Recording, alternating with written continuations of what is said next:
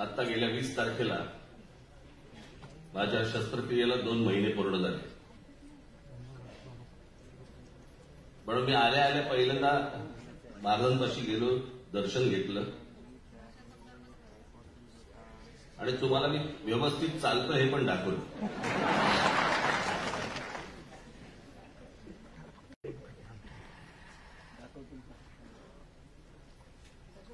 भयानक असते ती शस्त्रक्रिया, कुठलीही शस्त्रक्रिया. तर मला त्याच्या अगोदर मला एक छोटा कट देऊन तरी ते तिथे काहीतरी हाडामध्ये काहीतरी इंजेक्ट करतात, त्या पंक्चर करतात आणि मग त्याचे ब्लड फ्लो सुरू होतो वगैरे वगैरे. ते केलं होतं बरोबर. त्याच्यानंतर माझी फिजिओ सुरू झाली, त्याच्यानंतर माझा पाय दुखायचा बंद झाला, सगळं व्यवस्थित झालं आणि बरोबर वर्षभरानंतर परत मला दुखायला लागलं. परत मला चालायला त्रास व्हायला लागला. म्हणून मी डॉक्टरला विचारलं, म्हटलं काय, म्हटलं परत दुखणं सुरू झालं. मला म्हणजे सगळं व्यवस्थित झालं होतं. खरं तर काही प्रॉब्लेम असेल तर तो पहिल्या 4-5 महिने व्हायला पाहिजे होता, नाहीतर आता वर्षभरानंतर होत नाही. मग मला त्यांनी विचारलं कोविड झाला होता का. म्हटलं हो. जगभरामध्ये या कोविड नंतर बऱ्याचशा हाडांचे प्रॉब्लेम्स काहीतरी सुरू झाले आणि त्याच्यामध्ये माझं ते परत कोलॅप्स झालं. ते ऑपरेशन करून आलो होतो. मग आता हे परत झालं. त्या दरम्यान मला एकाने विचारलं, मला कसलं ऑपरेशन. म्हटलं हिप रिप्लेसमेंट. मला हिप रिप्लेसमेंट कशामुळे. मी म्हटलं जवळच्यांनी आणि बाहेरच्यांनी इतकी वर्ष जी माझी लावली ना,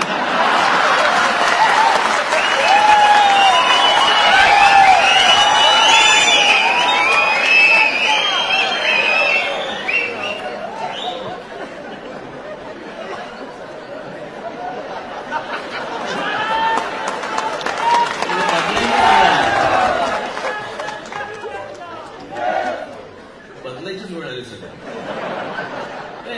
एक काय काय येतात ते काय हार्ट रिप्लेसमेंट असते, काय काय किडनी रिप्लेसमेंट असते वगैरे वगैरे. एकाने मला विचारलं, अच्छा हिप रिप्लेसमेंट म्हणजे दुसरी लावणार, कसं दिसेल.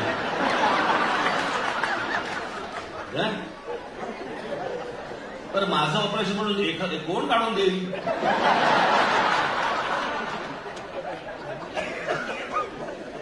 साहेब बरं दिसत नाही, माझी घ्या.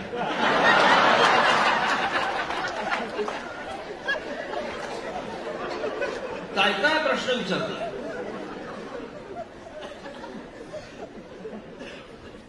माझे एक तर ते डॉक्टर होते आमचे, त्यांनी त्या पहिल्या ऑपरेशनच्या वेळेला बाहेर आले आणि या पत्रकारांनी विचारलं, हे कुठेही खातात, एखाद्याच्या गेलेल्याच्या घरी पण जातात, काय वाटतंय, काय वाटतंय काय.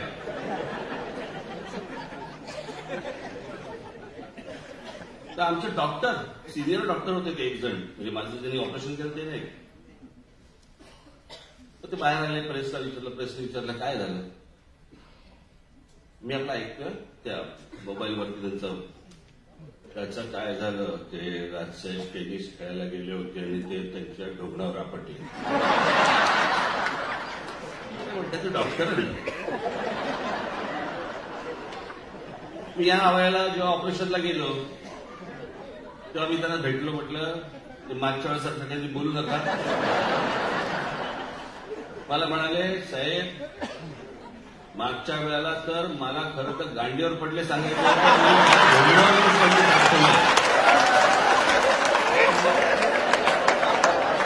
मी म्हटलं नाही, तुम्ही म्हटलं ते ढोबणावरती ठेवा म्हटलं.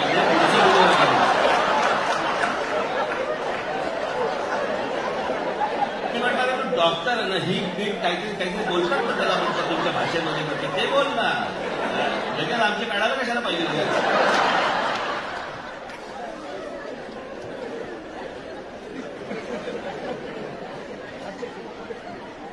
कोण कोण भेटतात ते तुम्हाला सांगतो ना, एक एक जण.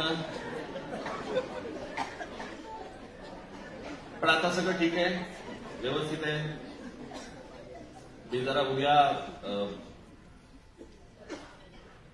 पुण्याला जरा जाऊन येणार आहे 1 दिवसासाठी. काही बैठका काही नाही तिकडे. कुठे गेले बाबू? लावू पण नका. मला प्रवासाला काही त्रास होत नाही, फक्त एकदा मला चेक करायचं. म्हणून मी 1 दिवसासाठी जाऊन येणार. मला त्या नाशिकला पण जायचंय, वडीदेवीचं दर्शन घ्यायला पण मला जायचंय. सुरू झाली का? लिफ्ट सुरू झाली का?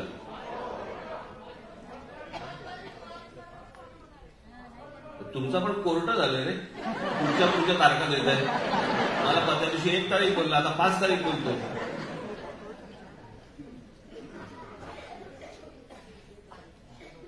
आज तुम्हाला सगळ्यांना, महाराष्ट्रातल्या सर्व प्रमुख पदाधिकाऱ्यांना इथे बोलवण्यामागचं कारण एक तर बरेच दिवस आपण काही बोललो नव्हतो. मध्ये एक माझा फक्त इंटरव्ह्यू झाला.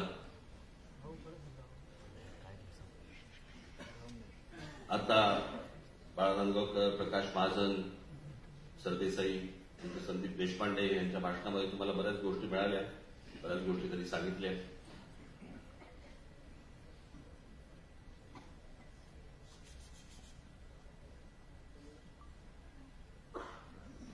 मला असं वाटतं की काही गोष्टी ह्या तुमच्याकडनं लोकांपर्यंत गेल्या पाहिजे. कसं होतंय की आपल्याला थांबवण्यासाठी, आपल्याला रोखण्यासाठी अनेक माध्यमं, अनेक राजकीय पक्ष हा जाणून बुजून काही गोष्टींचे प्रचार करत आले आतापर्यंत. आणि त्यावेळेला तुम्ही खरं तर सक्षम आहात. तुम्हाला कान आहेत, डोळे आहेत, मेंदू आहेत, सगळ्या गोष्टी आहेत. पण तिकडेची उत्तरं द्यायला लागतात. त्या उत्तरामध्ये तुम्ही कधीतरी मला थांबवलेली दिसतात.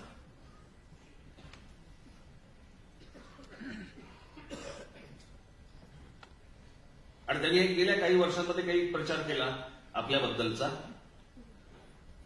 ते राज ठाकरे आणि त्यांचा महाराष्ट्र नवनिर्माण सेना हा पक्ष म्हणे आंदोलन अर्धवट सोडतो. एक आंदोलन दाखवायचं, एक आंदोलन जे आपण अर्धवट सोडतो. टोलचं केलेलं आंदोलन आपण जवळपास 65 ते 67 टोल नाके महाराष्ट्रातले बंद केले आपण. आणि ज्या शिवसेना, भारतीय जनता पक्ष यांच्या जाहीरनाम्यामध्ये दिलं होतं की आम्ही टोलमुक्त महाराष्ट्र करू, त्यांना ह्यांच्यापैकी कोणी जाऊन एक प्रश्न विचारत नाही की तुम्ही टोलमुक्त महाराष्ट्र म्हणाला होता, तुम्ही इतकी वर्ष सत्तेमध्ये होता, काय झालं त्या टोलमुक्त महाराष्ट्राचं? त्यांना कोणी प्रश्न विचारणार नाही. तुमच्याबद्दल खोटा प्रचार करणार.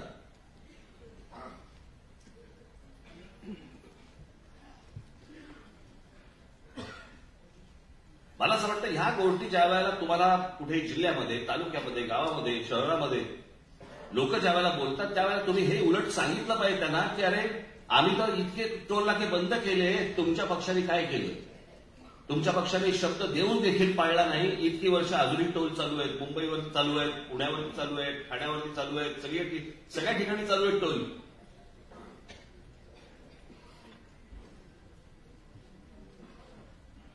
आणि आपला पहिला मुद्दा जो होता, तो पहिला मुद्दा हा होता की टोल, जगभर आहेत टोल. टोलवरती पैसे गोळा करतात आणि त्या पैशामधनं जी काही तो ब्रिज उभा केलेला असतो, रस्ता केलेला असतो, काही गोष्टी केलेल्या असतात, त्याची रक्कम गोळा करतात. आपला पहिला प्रश्न असा होता की हे टोल किती वर्ष राहणार? आणि दुसरा प्रश्न होता की किती पैसे गोळा होत आहेत आणि पैसे जात आहेत कुठे, कोणाकडे जात आहेत? आणि सगळी कॅश आहे. ही कॅश रोजच्या रोज जाते कोणाकडे, त्याचं पुढे होतंय काय? त्याची कुठचीही उत्तरं सरकारकडनं, कोणत्याही सरकारकडनं आजपर्यंत आपल्याला दिली गेली नाही.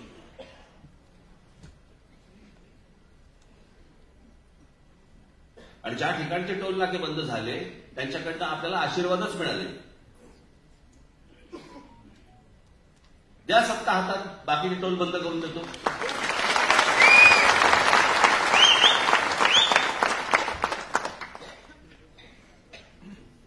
याचं कारण या सगळ्यांना या टोलवाल्यांकडनं पैसे जातात आणि म्हणून यांना बंद करायचे नाहीये. म्हणून तो विषय पण काढत नाहीत कधी आणि हे त्यांना कधी प्रश्न पण विचारत नाहीत. इतक्या पत्रकार परिषदा होतात या सगळ्या लोकांच्या, त्यांना हे प्रश्न खरं तर भन्नावून सोडलं पाहिजे त्यांना की हे तुम्ही टोल बंद करणार बोलला होता, त्याचं काय झालं? त्यांना कोण नाही विचारणार. आणि मग त्यांचे सगळे छोटे लोक हे आपल्याबद्दलचा प्रचार करणार.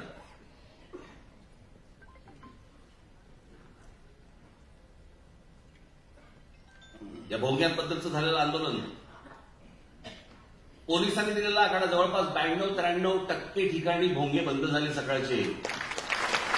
आणि बाकीचे जे आहेत सगळ्या ज्या काही प्रार्थना होतात त्या अगदी कमी आवाजामध्ये होतात. आणि त्याचबद्दलचं ते पत्र होतं माझं. जे पत्र मी तुमच्या हातामध्ये दिलं होतं ते पत्र काय होतं, कशासाठी होतं ते पत्र? ते पत्र मी व्हॉट्सअप करू शकलो असतो. मी माझ्या फेसबुकवरती टाकू शकलो असतो. मी माझ्या ट्विटरवरती टाकू शकलो असतो. मी पत्रकार परिषद घेऊन मी ते दाखवून जर समजा ते लोकांपर्यंत गेलं असतं, मी ते पत्र तुमच्या हातात का दिलं? मी ते पत्र तुमच्या हातात एवढ्यासाठी दिलं, मला पाहायचं होतं तुमचा आणि समाजाचा कनेक्ट किती आहे. तुम्ही लोकांपर्यंत कसे पोचताय, तुम्ही लोकांपर्यंत जाताय की नाही जाताय.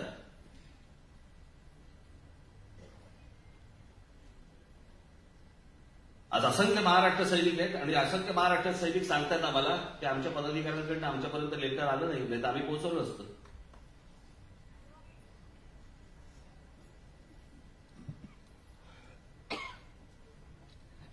काहींनी मोठ्या प्रमाणावरती हलगर्जीपणा केला. थंड झाले. निवडणुकांचे वारे फक्त डोक्यामध्ये आहेत. पक्ष नाही, संघटना नाही, काही नाही. हे जे आता चालू आहे ना सगळं महाराष्ट्रामध्ये गेले 2-2.5 वर्ष राजकारण चालू आहे ना, ही चांगली गोष्ट नाही बरं का महाराष्ट्रासाठी. असं महाराष्ट्रात कधीही नव्हतं. जो मतदार आहे ना, मतदार ज्यांनी 2019ला जेव्हा निवडणुका झाल्या, 2019ला ज्यांनी मतदान केलं ना त्यांना कळत पण नसेल आपण मतदान कोणाला केलं. कोण कोणामध्ये मिसळलं आणि कोण कोणामधनं बाहेर आला काहीच कळत नाहीये.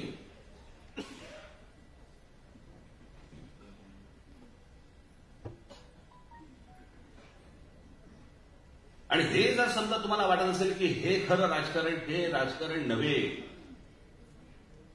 ही तात्पुरती आर्थिक ऍडजस्टमेंट, सत्तेची ऍडजस्टमेंट. हे त्याशी माझ्या मुलाखतीमध्ये मी सांगितलं ना, त्या मुलाखतकारांनी मला विचारलं की भुजबळांचं बंड, नारायण राणेंचं बंड, शिंदेचं बंड आणि तुमचं बंड. म्हटलं माझं बंड लावू नका त्याच्यात. हे सगळेजण गेले, हे एका पक्षात गेले आणि सत्तेत गेले. या तुमच्या राज ठाकरेंनी स्वर्गीय माननीय बाळासाहेबांना भेटून त्यांना सांगून मी बाहेर पडलेलो आहे.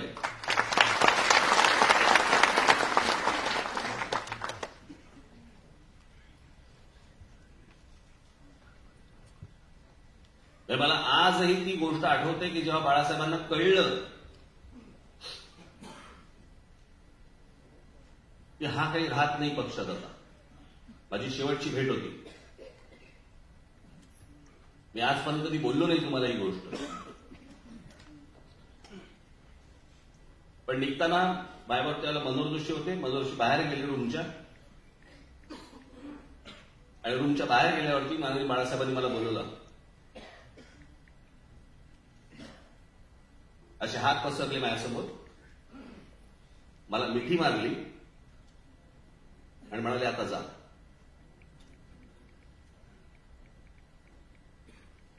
त्यांना समजलं होतं.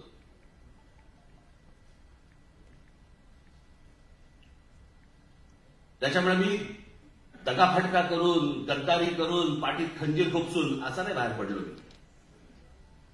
आणि बाहेर पडून दुसऱ्या कुठच्याही पक्षात नाही गेलो. तुमच्या विश्वासावरती पक्ष उभा केला.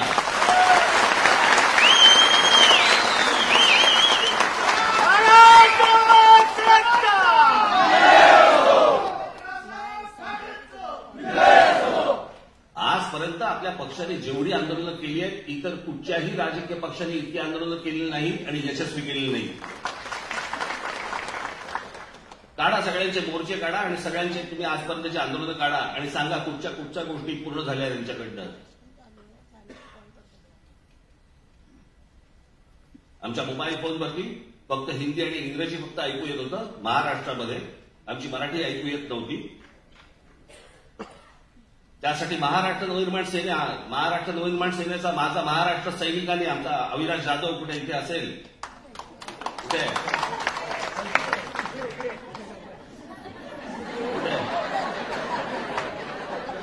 आहेस ना, माझं भाषण चालू असताना वेळेला असा आवाज आला ठाण्यामध्ये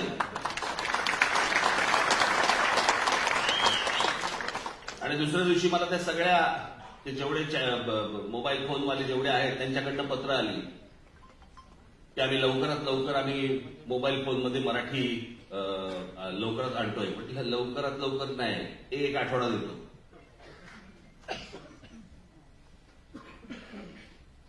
एका आठवड्याच्या आत महाराष्ट्रभर मोबाईल फोनवरती मराठी ऐकू यायला लागलं. का नाही इतरांनी केलं आंदोलन? ते भोंग्यांचं आंदोलन, मशिदीवरचे भोंगे काढा किती वर्ष सुरू होतं.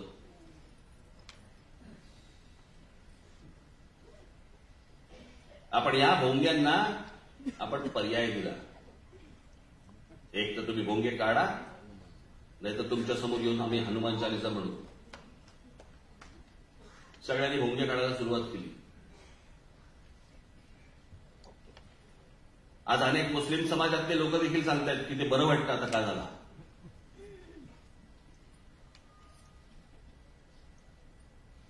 असंख्य आंदोलनं आपली झालेली आहेत. अत्यंत विश्वासाने तुम्ही लोकांसमोर ही आंदोलनं पोहोचवली पाहिजे. तुम्ही बोलला पाहिजे, सतत सांगितलं पाहिजे, तुमच्या भाषणामध्ये या गोष्टी आल्या पाहिजेत.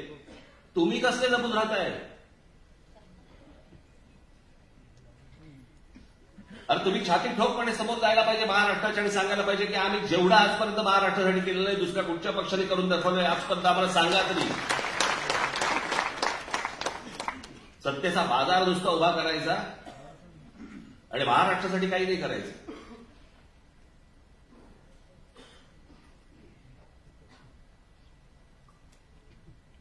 त्या नुपूर शर्मा त्या बोलल्या, त्याला काढून काय टाकलं, माफी काय मागितली सगळ्यांनी, मी बाजू घेतली त्यांची. त्या काय स्वतःच्या मनातलं बोलत नव्हत्या. जे होतं ते तुमचं कोण, नाईक कोण, झाकीर नाईक, त्याचा इंटरव्ह्यू बघा. झाकीर नाईक हा तर मुसलमान आहे. झाकीर नाईकच्या एका इंटरव्ह्यूमध्ये त्यांनी तेच सांगितलंय जे नुपूर शर्मा बोलत होते. झाकीर नाईकच्या बाबतीत काही नाही झालं, त्याच्याबद्दल कोण काय बोललं नाही, त्याला कोणी सांगितलं नाही माफी मागा. त्यांचं बोलणं सुरूच आहे अजूनही.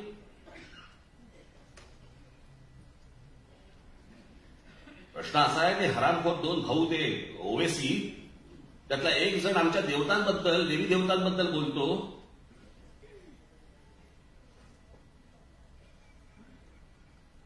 क्या नाम है उनके, गणपती, लक्ष्मी, ये वगैरे वगैरे.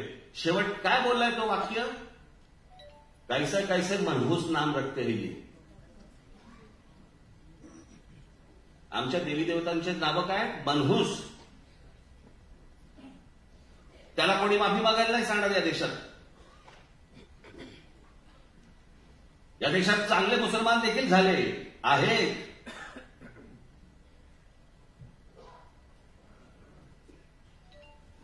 यांच्यासारखे दलित नाहीत. पण यांना कोणत्याही प्रकारचा कोणतंही सरकार चाप लावायला तयार नाही. यांच्या जिभेवरती कुठच्या प्रकारची बंधनं आणायला तयार नाही.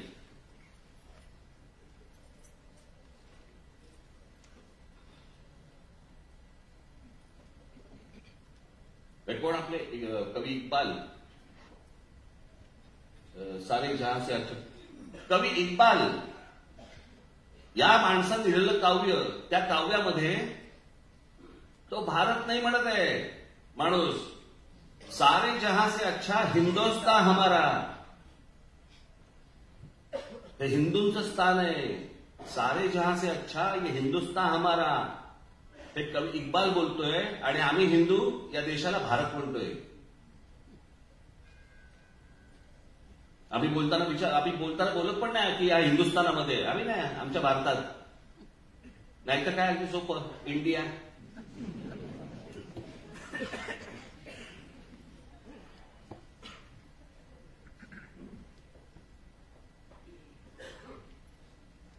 एवढ्या घटना, एवढ्या गोष्टी आज इथे घडतायत, पण कोणी गांभीर्याने घ्यायला तयार नाही. मी त्या दिवशी माझ्या गुढीपाडव्याच्या सभेमध्ये मी म्हटलं की हे असे का वागतात, ही राजकारणातली माणसं ही अशी का वागतात की आज मी या पक्षामध्ये गेलो, उद्या त्या पक्षामध्ये त्या निवडणूक लढवली, मग मी आज इथे मंत्री झालो, मी तिकडे परत काहीतरी मी पैसे घेतले, मग मी असा फिरून आलो, मी इकडे गेलो तिकडे गेलो. हे असं का होतंय? कोणातरी वाटलं म्हणून तरी पक्ष बदलला. निवडणुकीच्या काळामध्ये, ते विधानसभेच्या निवडणुकीच्या काळामध्ये, या सगळ्या तुमच्या जिल्हा परिषदा वगैरे इथे नाही झालं, मला तिकीट नाही मिळालं, मी ह्या पक्षात गेलो, मी ह्या पक्षातून त्या पक्षात गेलो. मला लोकांची कमाल वाटते. मला महाराष्ट्रातल्या, देशातल्या जनतेची कमाल वाटते की त्याच्यानंतर तुम्ही ह्यांना मतदान करता.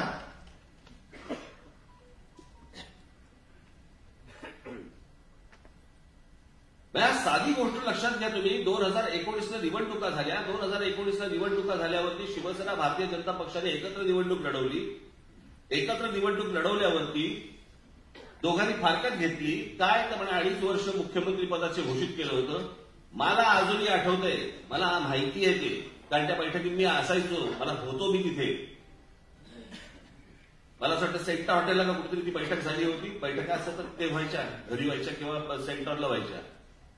माननीय बाळासाहेब, मनोज जोशी, प्रमोद महाजन, गोपीनाथराव मुंडे, मला असं वाटतं त्यावेळेला वहाडणे अध्यक्ष, प्रदेशाध्यक्ष होते, वहाडणे होते का कोण आता आठवत नाही मला, बरेच जण होते. आणि तिथे पहिल्यांदा ती गोष्ट ठरली की ज्याचे जास्ती आमदार त्याचा मुख्यमंत्री. जर ही गोष्ट अंडरस्टँडिंग मध्ये तुमच्या एकमेकांच्या जर ही ठरलेली आहे,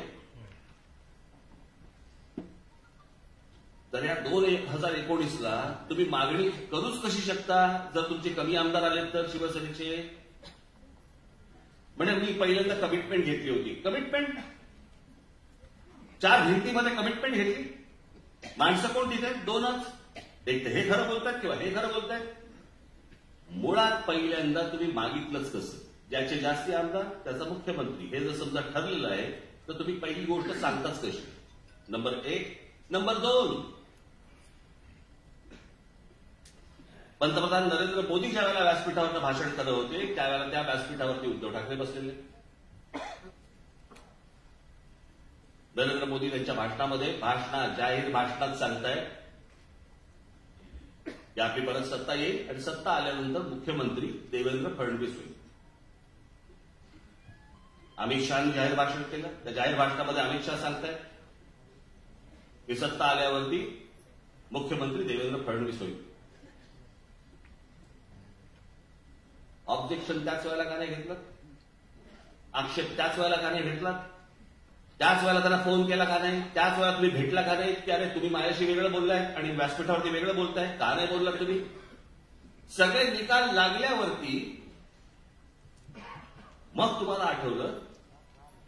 याचं कारण ह्या सगळ्या गोष्टींची बोलणी ही अगोदरपासून सुरू असतात. आणि मग काय तर काँग्रेस, एनसीपी आणि शिवसेना यांचं सरकार. लोकांनी मतदान कोणाला केलं होतं?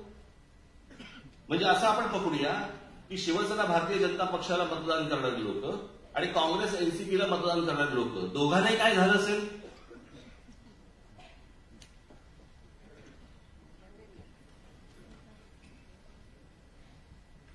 काँग्रेस काँग्रेस एनसीपीच्या लोकांना वाटत असेल की शिवसेना भाजप नको म्हणून आम्ही तुम्हाला मतदान केलं, तुम्ही त्याच्यावर केला. आणि शिवसेना भाजपच्या मतदारांना वाटत असेल की अरे आम्ही तुम्हा दोघांना मतदान केलं, तुम्ही काँग्रेस एनसीपी बरोबर गेलात. ते नकोत म्हणून आम्ही तुम्हाला मतदान केलं आणि तुम्ही त्यांच्याबरोबर जाता. ही हिंमत होते कशी? ही हिंमत त्याचमुळे होते ज्यावेळेला लोक या गोष्टीला शासन करत नाही, जनता यांना शिक्षा करत नाही की आम्ही तुम्हाला मतदान करणार नाही, तुम्ही आमच्या मताची किंमत केली. आम्ही 2-2 तास रांगेमध्ये उभे राहतो आणि 2-2 तास रांगेमध्ये उभे राहून आम्ही तुम्हाला मतदान करतो आणि ते मतदान केल्यानंतर तुम्ही आमच्याशी प्रतारणा करता. ते लोक जोपर्यंत या महाराष्ट्रातली जनता जोपर्यंत ठरवत नाही ना, तोपर्यंत महाराष्ट्राच्या नशिबी हे असंच राहणार. काही राजकारणाचा आणि एकूण जगण्याचा काही कशाला काही संबंध नाहीये. खरं तर राजकारण इतका गंभीर विषय आहे, इतका गंभीर विषय आहे की त्याला आपण म्हणजे आता तो आत्ताच्या ह्यांच्या भाषेमध्ये, आत्ताच्या सरकारच्या भाषेमध्ये आपण त्याला खेळाचा दर्जा दिलाय. दहीहंडीला देतोच आहोत, अजून कशाला काय कोजागिरीला मंगळागौर खेळाचा दर्जा. खरं तर लग्न झाल्या म्हणजे त्याला हार घालून खेळाचा दर्जा.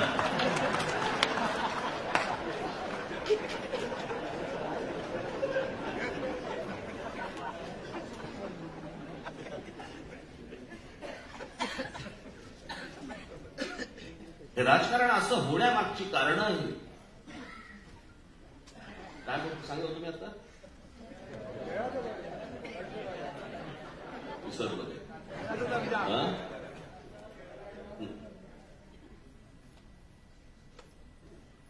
हे राजकारण असं होण्यामागचं कारण, ह्याचं कारण आपण गांभीर्याने पाहत नाही होत त्याच्याकडे. राजकारण हा इतका गंभीर विषय. इथे माझ्या समोर भगिनी बसलेल्या आहेत माझ्या. तुमच्या घरी सकाळी येणार पाणी हे महानगरपालिका ठरवते. तुमच्या घरी येणारं दूध त्याचा भाव काय असावे हे राज्य सरकार ठरवतं. त्या राज्य सरकारमधलं ते मंत्रिमंडळ ठरवतं. तुमच्याकडे येणारी साखर याचा भाव हे राज्य सरकार ठरवतं. तुमच्याकडे येणारी वीज, या विजेचे पैसे किती असावेत, काय असावेत हे राज्य सरकार ठरवतं. हे सगळं सरकार जर समजा ठरवत असेल तर त्या सरकारला ज्याला आपण निवडणुका म्हणतो आणि ज्या निवडणुकांमधनं लोक आतमध्ये जातात आणि जे सरकार चालवतात ते आपण इतकं फालतू समजतो.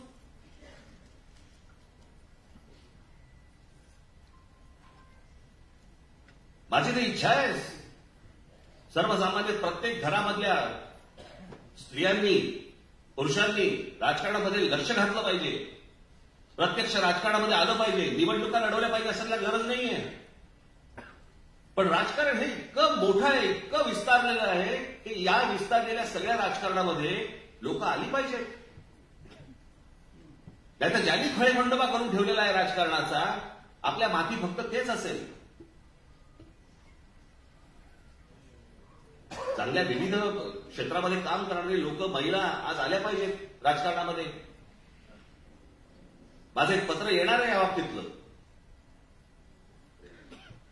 मी महाराष्ट्रातल्या सगळ्यांना, सर्व माझ्या माता भगिनींना, माझ्या सगळ्या बांधवांना माझी मी हाक देणार आहे की राजकारण इतकं विस्तारलेलं आहे. राजकारणामध्ये करण्यासारख्या इतक्या गोष्टी आहेत. फक्त निवडणुका एवढ्याच करण्यासारखी गोष्ट नाहीये, भरपूर गोष्टी आहेत. त्या करण्यासाठी तुम्ही आलं पाहिजे, प्रत्यक्ष आलं पाहिजे. ज्या राजकारणाबद्दल आपण ज्यावेळेला बोलतो किंवा राजकारणामध्ये येणार त्याला तुम्ही तुच्छ मानता आणि तुच्छ मानल्यानंतर त्याच राजकारणासाठी 2-2 तास उभे राहून तुम्ही मतदान करता. मग ते तुच्छ कसं? मग कोणासाठी मतदान करायला जाताय तुम्ही? ही जी कीड लागली ना आपल्याकडे, एक तर जातीच्या नावाने द्यायचं, मतदान करायचं, नाहीतर काहीतरी धर्माच्या नावाने करायचं, नाहीतर आपल्या नातेवाईक म्हणून काहीतरी करायचं. बाहेर या, जागे व्हा. या महाराष्ट्राने देशाचं प्रबोधन केलं होतं आजपर्यंत. देशाचं, त्या महाराष्ट्राचं प्रबोधन करायची वेळ येते. जे उत्तरेतल्या बाहेरच्या राज्यांमध्ये उत्तर प्रदेश, बिहार आणि या सगळ्या भागामध्ये ज्या प्रकारचं राजकारण चालतं ना, त्या प्रकारचं राजकारण आपल्याकडे महाराष्ट्रात घुसायला लागलंय.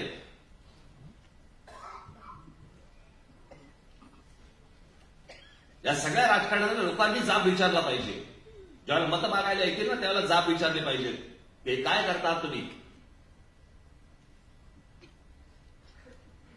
या कोणालाही प्रश्न विचारायचे नाही, प्रश्न विचारायचे आम्हाला. आणि हे ज्या प्रकारचं स्लो पॉइझन जे आतमध्ये पसरवतात ना लोकांमध्ये, मला असं वाटतं की तिथल्या तिथे तुम्ही छाटणं गरजेचं आहे, बोलून छाटणं गरजेचं आहे. त्याच्यासाठी तुम्ही सतर्क असणं गरजेचं आहे.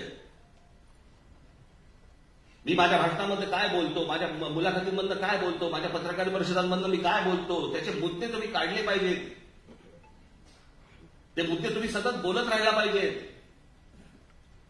त्याचा प्रचार करत राहायला पाहिजे. आंदोलन केलं, राज ठाकरे बोलले, आंदोलन उभं राहिलं, आंदोलन संपलं, झालं, सगळं विसरले, रोजच्या कामाला लागले. असं जर समजा होणार असेल तर परत परत परत परत परत परत किती वेळ करायचं, किती वेळ सांगायचं? आणि जर समजा तुम्ही प्रमुख पदांवरती जर समजा आहात तर त्या पदाची तुम्हाला शान राखली पाहिजे. ज्या पदावरती तुमची पक्षाने नेमणूक केलेली आहे त्या पक्षाचा आदर तुम्ही केला पाहिजे. जे तुमच्या बरोबरचे, जे तुमच्या आपल्या बरोबरचे जे सहकारी आहेत, या सगळ्या सहकाऱ्यांना तुम्ही काहीतरी सांगितलं पाहिजे, काहीतरी दिलं पाहिजे. तुम्ही पण त्यांच्यातले जर समजा होणार असाल आणि वाद घालत बसणार असाल, कसं होणार जर सांगा मला? बाकीच्या राजकीय पक्षांमध्ये हे धुडगूस चालू असेल तर धुडगूस चालू देईल. मी या आपल्या पक्षामध्ये हे चालू देणार नाही.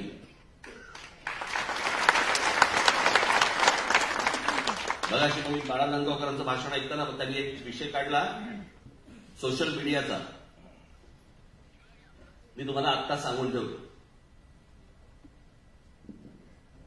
जर समजा पक्षातल्या पक्षात अंतर्गत एकमेकांविषयी जर कोणीही फेसबुकवरती, व्हॉट्सअपवरती जर समजा कोणत्याही प्रकारच्या कॉमेंट केल्या, त्याला एक क्षणभरही मी परत पक्षात ठेवणार नाही. लक्षात ठेवा.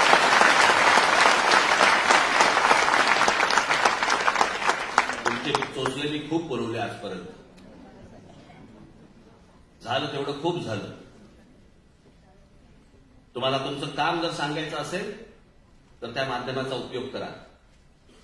पण तुम्हाला एकमेकांची उणीधुणी जर काढायची असतील त्या माध्यमावरती काढून तर बघा. आणि जर असं कोणी काढलं असेल तर ते माझ्यापर्यंत पोहोचलं पाहिजे. हर्षल देशपांडे आहेत, सचिन मोरे आहेत किंवा इतर आमचे पक्षातले आपले नेते आहेत, यांच्यापर्यंत ते पोहोचलं पाहिजे. माझ्यापर्यंत ती गोष्ट आली पाहिजे.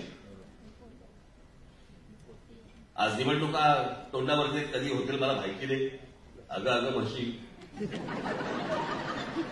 हेच चालू आहे आता.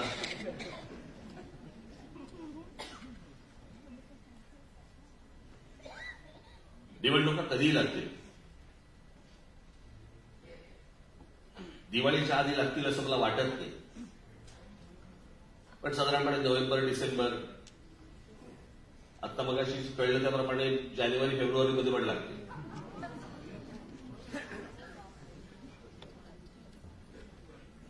हा जो सगळा मेस झाला ना, सगळा चिखल झालाय ना, त्याचं कारण विचारणारे कोण नाही, बोलणारे कोण नाही,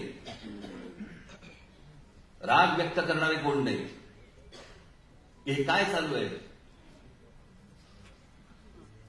2 वर्ष आता किती, 2 झाली आता, त्याला किती वर्ष झाली लॉकडाऊन संपून, अजून तेच चालू आहे. आता जिल्हा परिषद आणि पंचायत समित्या पुढे ढकलल्या गेल्या.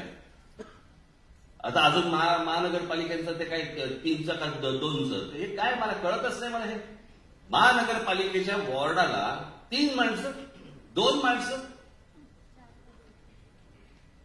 4 माणसं. लोक काय गुलाम आहेत का हो? ज्यांनी मतदान जायचं आणि 4 माणसं, तर 4 माणसं पण माहिती नसतात ती कोण आहेत. कित्येक लोकांना तर आपला नगरसेवक पण माहिती नसतो.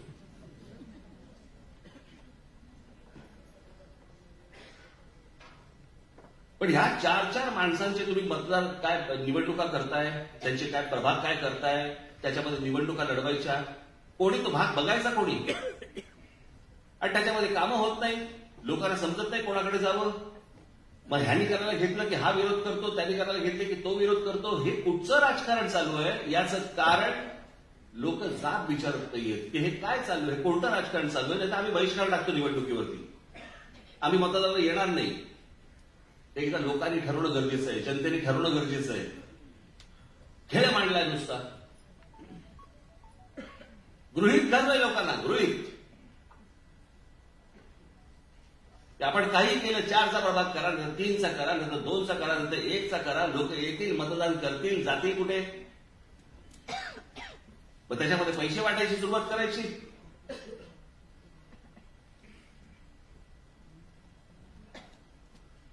आज नाही लक्षात येणार, अजून काही वर्षांनी लक्षात येईल की आपले अरे काय महाराष्ट्र होता आपला, आणि त्या महाराष्ट्राचं आपण काय मातेला करून ठेवले. ज्या महाराष्ट्राने देशाचं प्रबोधन केलं, ज्या महाराष्ट्राने सर्वात जास्ती संत दिले, ज्या महाराष्ट्राने सर्वात जास्ती उत्तम कवी दिले, लेखक दिले, शूरवीर दिले, स्वातंत्र्य सैनिक दिले, कशाला घेऊन बसल्या आमचे शिवराय दिले, अजून काय घेऊन बसल्या.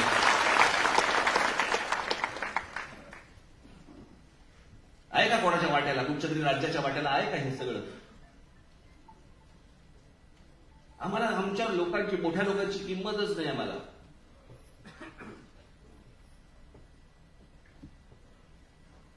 म्हणजे या आता बघा भारतरत्न मिळतात, ही भारतरत्न प्रत्येक राज्याला मिळतात, प्रत्येक राज्याची असतात. मला असं वाटतं उत्तर प्रदेशला काहीतरी 8 आहेत, आपल्याला 8 आहेत, तामिळनाडूला पण काहीतरी 7 का 8 आहेत का 9 आहेत. प्रत्येक राज्याला काय काय भारतरत्न मिळत असतात, इकडची कोण व्यक्ती असते. महाराष्ट्राला 8 भारतरत्न आहेत. हे 8 भारतरत्न कोण आहेत, कोण माणसं आहेत? ही धोंडो केशव कर्वे, विनोबा भावे, पावा काणे, डॉक्टर बाबासाहेब आंबेडकर, लता मंगेशकर, सचिन तेंडुलकर, भीमसेन जोशी, रतन टाटा, जे.आय.डी. टाटा. हे 8 भारतरत्न महाराष्ट्राला. या 8 भारतरत्नांपैकी 4 भारतरत्न ही एकट्या दापोलीतली आहेत. माहितीये का आपल्याला भारतरत्नाचा अर्थ काय? ज्यांनी कमाल काम केलं, ज्यांनी एक आउटस्टँडिंग परफॉर्मन्स ज्याला म्हणतो आपण, अशा प्रकारचं काम केलेली माणसं ही एकट्या दापोलीत जाऊन विचारा त्यांचं काय आहे का? पुतळे उभे करणं यात तर काही होत नाही हो, यात तर काही होत नाही. पुतळे हे फक्त जयंती आणि पुण्यतिथीलाच उपयोगी पडतात. पण त्यांनी काय काम केलं, त्यांनी काय अभ्यास केला, त्यांनी काय या देशाला दिलं, काय नवीन दिलं, हे आम्ही लोकांपर्यंत, तरुणांपर्यंत, तरुणींपर्यंत पोहोचवतोय का? नाही, आम्हाला काही पडलीच नाही.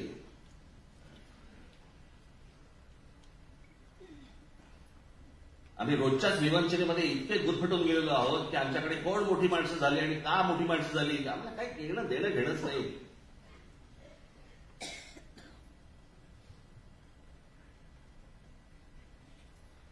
या आमच्या शिवरायांबद्दलच ते आज अनेक ठिकाणी उफाळून आले. आतून प्रेम किती मला माहिती नाही. अनेक जण आहेत की ज्यांना खरंच आतून प्रेम आहे, पण बरेच जण फक्त राजकारणासाठी, मतांसाठी वापर करतायत. आमच्याकडे प्रत्येक महापुरुष आम्ही फक्त जातीमध्ये वाटून घेतला. आमचे शिवराय हे मराठा, बाबासाहेब आंबेडकर आमचे हे दलित, आमचे कोण लोकमान्य टिळक ब्राह्मण, आमचे ज्योतिबा फुले हे माळी. मग इतरांनी कोणी त्याच्याबद्दल बोललं, तू नाही बोलायचं, तू त्या जातीचा नाही, जातीचा आम्ही. ही अवस्था केली आपण. प्रत्येक जण आपल्याच महाराष्ट्रामधल्या आपल्याच महापुरुषांचे प्रत्येक जात एकमेकांचे वाभाडे काढते.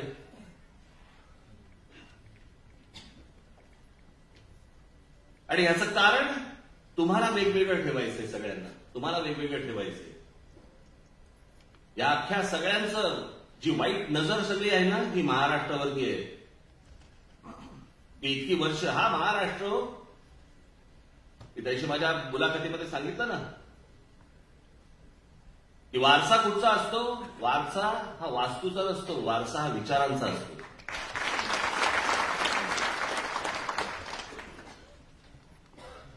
कोण कुठच्या वास्तूमध्ये आहे त्याने काही होत नसतं. तो वारसा विचारांचा पुढे चालवावा लागतो. आमच्या शिवछत्रपतींनी जो विचार दिला तो पुढे पेशव्यांनी, मराठेशाहींनी आमच्या आटोप किल्ल्यापर्यंत आमचा भगवी पताका फडकवली. आटोप किल्ला आता कुठे आहे? पाकिस्तानात आहे. महाराजांचा विचार पोहोचवला कोणी? पेशव्यांनी, मराठेशाहींनी. पण त्याची सगळ्यात महत्वाची गोष्ट कोणती होती?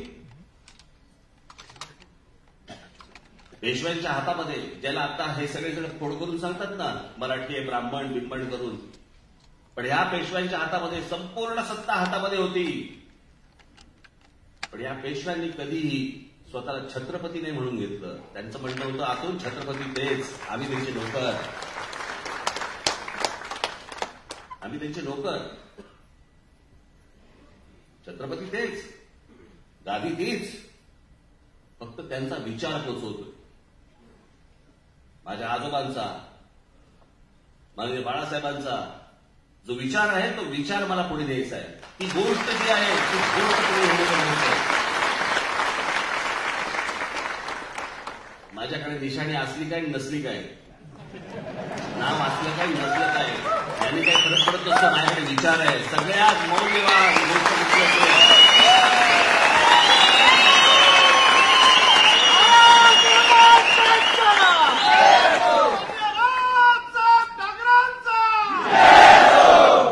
बाकीचं सगळं सोडा, पण त्या बाबतीत मी श्रीमंत आहे.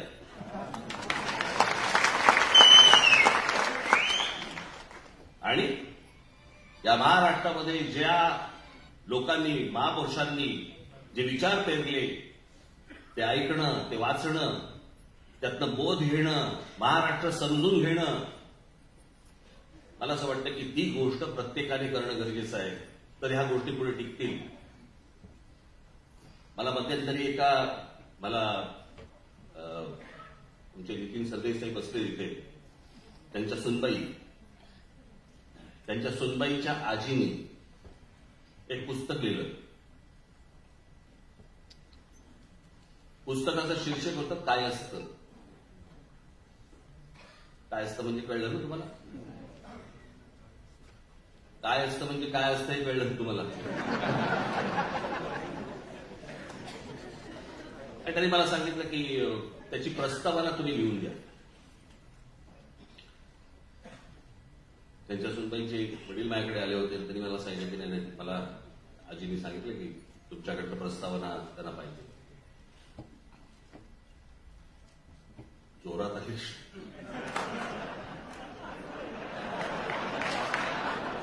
जा म्हणतात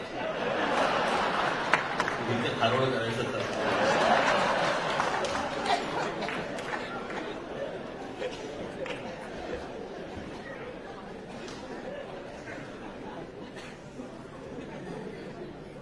त्यांनी मला सांगितलं मला तुमची प्रस्तावना या पुस्तकासाठी पाहिजे.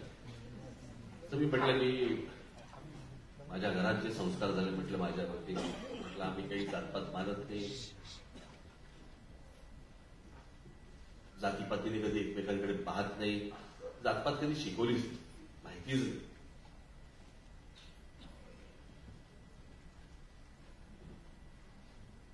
पण नाही म्हणत तरी पण तुम्ही प्रस्तावना कधीच द्या. मी ते पुस्तक चालेल, आपण जरूर ते पुस्तक वाचा. ज्याच्यामध्ये काय असतं, समाजामध्ये कोणकोणत्या रूढी परंपरा, काय काय गोष्टी असतात, त्याच्यामध्ये खाद्यपदार्थ कोणते असतात, ते बनवायचे कसे, काय काय गोष्टी असतात, कुलदेवता कुठची, आडनावं कुठची, सगळ्या गोष्टी त्या एका पुस्तकामध्ये दिलेल्या होत्या. आणि ते पुस्तक मी पाहिलं आणि म्हणून मी प्रस्तावना लिहिली. त्याच्यामध्ये मी सगळं सुरुवातीला ह्या सगळ्या गोष्टी दिल्या आणि त्यातलं सगळ्यात प्रामुख्याने माझं जे म्हणणं मी त्याच्यामध्ये लिहिलं की सर्व जातींमधली मला आवडणारी जर कुठची संस्कृती असेल कुठची तर ती खाद्य संस्कृती. आणि म्हणून त्या प्रस्तावनेचा शेवट मी केला होता की ज्याला आपण मध्यंतरी बोललो नाही का मी, हिंदू. हिंदू हिंदू म्हणजे काय? आपण सर्वजण हिंदू आहोत, पण या देशामधला हिंदू हा फक्त हिंदू मुसलमान दंगलीत हिंदू असतो. तो 15 ऑगस्ट 26 जानेवारीला तो भारतीय होतो. चीनचं आक्रमण झालं की त्याला समजतच नाही की आपण हिंदू आहोत का भारतीय आहोत का कोण आहोत. बरं, चीनच्या पदार्थांवरती किंवा कुठच्या गोष्टींवरती बहिष्कार टाकायचा ठरला तर रात्रीची गाडी बंद होते. रात्री आल्यावरती खायचं काय, अशा तो भलत्या विवंचनित असतो. त्यात बाहेर आला की तो मराठी होतो, पंजाबी होतो, बंगाली होतो, तामिळ होतो, गुजराती होतो, सगळं होतं. मराठी झाला की तो ब्राह्मण होतो, मराठा होतो, काय माळी होतो, अजून कोणत्या कोणत्या जातीचा होतो. आणि मग त्या जातीतनं बोलताना खास करून तुमच्याकडे असेल या सेक्शनकडे जरा जास्ती असतं. एखादा पदार्थ केला मला ठेवा तुमच्याकडे एखादं वाक्य सांगून ठेवतो. एखादा पदार्थ केला की तो पदार्थ केल्यानंतर चाखल्यावरती आमच्याकडे जरा थोडा वेगळ्या पद्धतीचा पदार्थ होतं की नाही. तो आमचा म्हणजे कुठचा, त्या आमच्यात एक जात असते. आता जर इथे जर समजा आपण असू, साधी गोष्ट लक्षात घ्या, 10 समजा दाम्पत्यांचं लग्न झालं आपल्याकडे तर 10 विविध देवांना जातात, बरोबर की नाही. आणि एवढी सगळ्या गोष्टी असून देखील आपण हिंदू आहोत, कारण हिंदू ही संस्कृती आहे. म्हणून आजपर्यंत 1000 वर्ष झाली आपण पारतंत्र्यामध्ये होतो. तो मोहम्मद आला, गजनीचा मोहम्मद आला, अल्लाउद्दीन खिलजी आला, मोगलांचं राज्य आलं, ब्रिटिश आले, पोर्चुगीज आले, सगळे आले. आपण आपले संस्कार नाही कधी विसरलो. आपल्या संस्कारावरती कुठच्याही गोष्टीवरती आक्रमण नाही झालं, कधीच नाही झालं, कधी होऊ पण दिलं नाही. आजही आपल्या महिला साडी नेसतात, कुंकू लावतात, मंगळसूत्र घालतात. जे सण आपले साजरे होतात ते सण त्याप्रमाणे साजरे होतात. हे जर नुसताच धर्म असता तर कधीच संपला असता. ही संस्कृती आहे म्हणून इतकी वर्ष ती टिकली. आणि मला असं वाटतं की ह्या गोष्टींमध्ये मी त्या प्रस्तावनेमध्ये शेवटी लिहिलंय की माझी इच्छा आहे की महाराष्ट्रामधल्या प्रत्येक जातीतल्या प्रत्येक आजीने आपल्या समाजाबद्दलचं असं पुस्तक लिहिलं पाहिजे. कोणते खाद्यपदार्थ आहेत, कोणते, कारण नवीन येणाऱ्या मुलींना माहितीच नाहीये.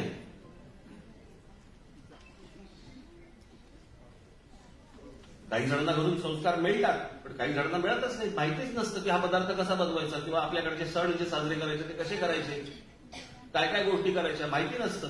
मला असं वाटतं की ह्या गोष्टी तुमच्याकडनं होणं गरजेचं आहे. मी खरंच सांगतो, मगाशी जे मी म्हटलं ना की राजकारणामध्ये करण्यासारख्या प्रचंड गोष्टी आहेत. समाजामधल्या वेगवेगळ्या क्षेत्रामध्ये काम करणाऱ्या, वेगवेगळ्या क्षेत्रामध्ये पुढे आलेल्या अनेक महिलांनी, पुरुषांनी राजकारणामध्ये सहभाग घेतला पाहिजे, राजकारणामध्ये आलं पाहिजे, राजकारणातली विविध अंग सांभाळली पाहिजे. तर मला असं वाटतं की येणारा काळ महाराष्ट्रासाठी, महाराष्ट्राचा भविष्य काळ हा उज्ज्वल असेल.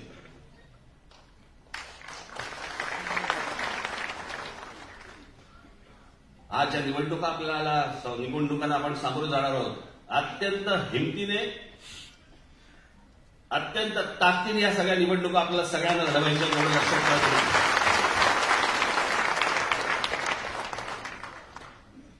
माझी तुम्हाला हात जोडून विनंती आहे, खरंच जोडतोच, ऍडजस्टमेंट करून निवडणुका लढवू नका.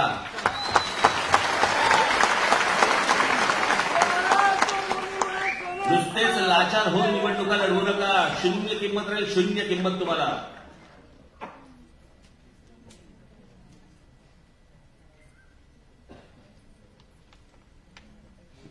माझे एवढे घे, तुझे तेवढे घे, त्याचे काही चालतात का? काय काय गोष्टी चालतात त्या. पण ह्यातनं तुम्ही तुमची किंमत शून्य करून घेतात. तिकडे समाजामध्ये ह्या गोष्टी लपून राहत नाहीत, अजिबात लपून राहत नाहीत, या बाहेर येतातच. आणि मला असं वाटतं की या निवडणुका तुम्ही पूर्ण ताकदीने लढवणं गरजेचं आहे. माझ्याकडनं, पक्षाच्या नेत्यांकडनं, तुमच्याकडनं, सगळ्यांकडनं जो आपल्याला निवडणुकीला उभा आहे त्याला पूर्ण ताकद देणं गरजेचं आहे. मला जिथे जिथे शक्य होईल त्या त्या ठिकाणी, सगळ्या ठिकाणी मी सभा घेणार आहे. अनेक ठिकाणी मी मेळावे आत्ताच सुरू करणार आहे. आणि साधारणपणे मी आता गणपती झाले, अनंत चतुर्दशी मला वाटतं 9 तारखेला आहे. अनंत चतुर्दशी झाली की मग मी दौऱ्यावरती निघीन. त्यावेळेला दौऱ्यामध्ये आपल्या जिल्ह्यामध्ये येईल, त्यावेळेला आपलं स्वतःचं दर्शन मला होईलच. तोपर्यंत या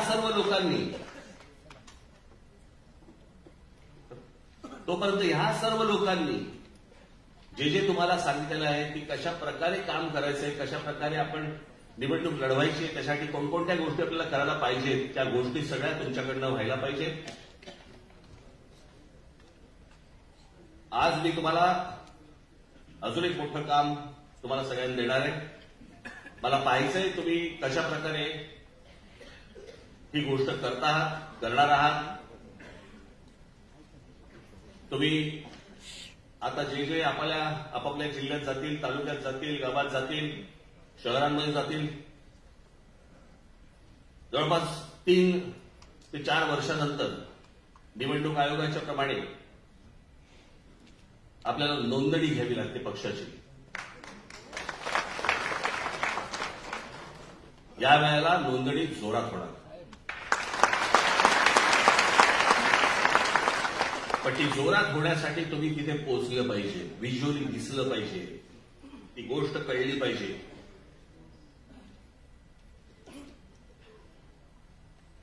जिथे मंदिरं असतील, जिथे कॉलेजेस असतील, जिकडे मॉल असतील, मार्केट असेल, आता गणपती आहेत, सार्वजनिक गणेशोत्सव असतील, अनेक ठिकाणी तिथे आपली होर्डिंग्स दिसली पाहिजेत. मला ही दिसतील अशी आशा अपेक्षा ठेवू मी तुमच्याकडनं. नक्की